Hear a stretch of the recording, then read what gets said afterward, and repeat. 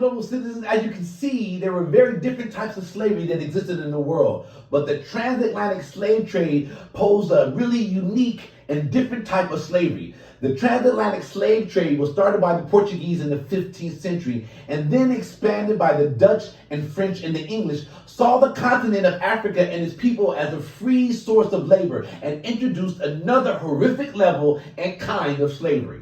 Cape Verdeans. Now, Cape Verde is of the northern part of Africa. They were the initial victims of this inhumane practice that subjugated people to being treated like property. Sugar, cocoa, and then people plantations began to emerge along the western coast of the African continent. It became increasingly difficult for the European slave traders to maintain these slave plantations on the continent due to rebellions from local natives seeking to protect their homeland and people. It is true that initially most of the purchased slaves were imprisoned by Africans who were of their own tribes. But the defining difference is the understanding of what slavery meant to them at that time and place. And as the slave trade became more profitable for European colonizers, the violence and brutality escalated as to obtain their free source of labor from their African victims. The two types of slavery utilized by the European colonizers were unique to their level of brutality and inhumane practices that was driven purely by greed.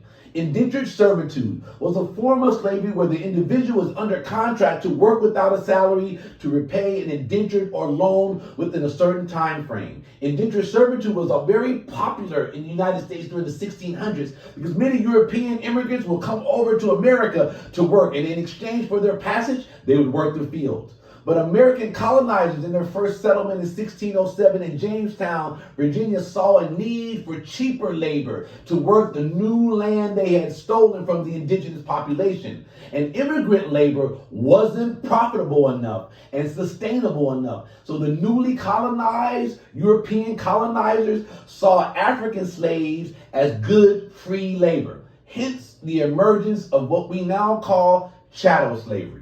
A uniquely exploited form of enslavement where the person, their family's family are owned as property and could be traded as such. They have no rights, are expected to perform free labor and sexual acts. How the fuck do you think we got mixed cultures? It's not like the slaves raped the masters, the fuck.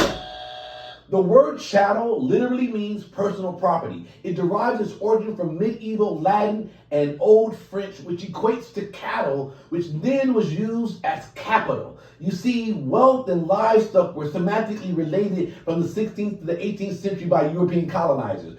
Always remember, it's history, not his story. Let's